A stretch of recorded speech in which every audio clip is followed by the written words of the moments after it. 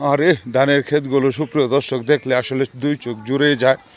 খুবই সুন্দর একটা দৃশ্য। আসলে সবুজের মাঝে আসলে আমারও ভাল লাগে।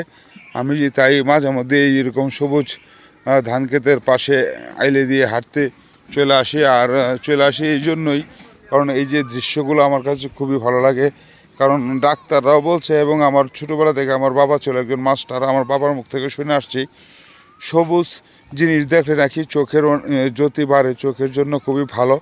এই জন্য সবুজ অবশ্যই দেখতে হবে মানব দেহের জন্যই। যাই হোক, তাছাড়া সবুজ আসলে আমি ভালোবাসি, যেহেতু আমাদের সবুজের বাংলা। আর তাই প্রায় সময় আমি চলে আসি এরকম সবুজ, এই যে ধানের বা বাড়িঘরের যা সবুজ সবুজ যে একটা প্রকৃতি, এই প্রকৃতিটা আসলে খুবই ভালো লাগে।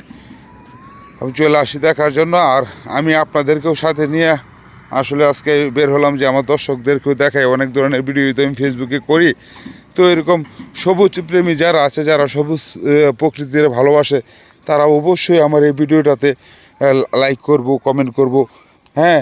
আর অবশ্যই আমার ভিডিওটা শেয়ার করে সবার ভিতরে ছড়াই দিব যারা সবুজ প্রেমী আছে, আমার মতো এরকম সবুজ দৃশ্য দেখতে ভালোবাসে। তো তাদের কাছে আমার দাবি, যদি আপনাদেরকে ভিডিওটা একটু ভালো লাগে, যে দেখেন সূর্যটা ডুবে যাচ্ছে, হ্যাঁ, যদি ভিডিওটা আপনাদের ভালো লাগে তাহলে অবশ্যই আমার এই ভিডিওটাতে অবশ্যই একটু কমেন্ট করবেন। আর যদি পারেন তাহলে একটু শেয়ার দিয়ে দিবেন, কারণ আপনি একটা শেয়ার দিয়ে দিলে আসলে হয় কি আমার ভিডিওগুলো মানুষের মাঝে ছড়িয়ে যায়। আর তাতে আমার আসলে এই প্রোফাইলটার জন্য ভালো, আমার ফলোয়ার প্রয়োজন, অনেক ফলোয়ারও আসে।